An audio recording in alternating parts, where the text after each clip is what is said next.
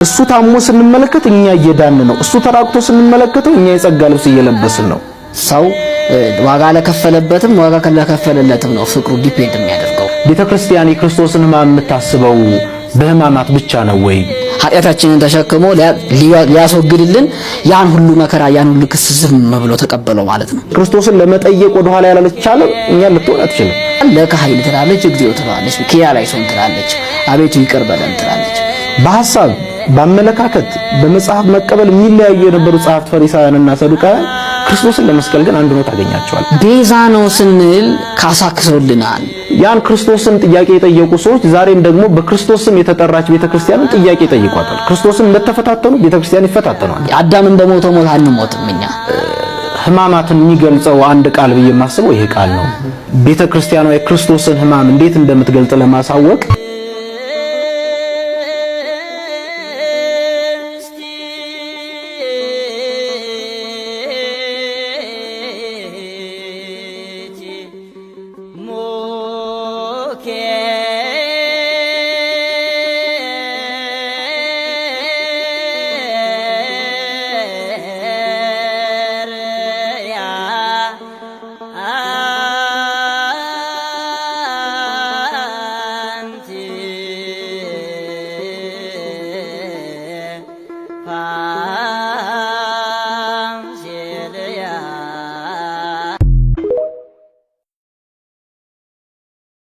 እሱ ታሞ ስንመለከት እኛ እየዳን ነው። እሱ ተራቅቶ ስንመለከተው እኛ የጸጋ ልብስ እየለበስን ነው።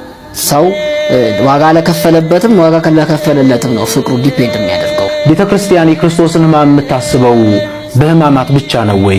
ኃጢአታችንን ተሸክሞ ሊያስወግድልን ያን ሁሉ መከራ ያን ሁሉ ክስ ዝም ብሎ ተቀበለው ማለት ነው። ክርስቶስን ለመጠየቅ ወደ ኋላ ያላለቻለ እኛ ልትሆን አትችልም።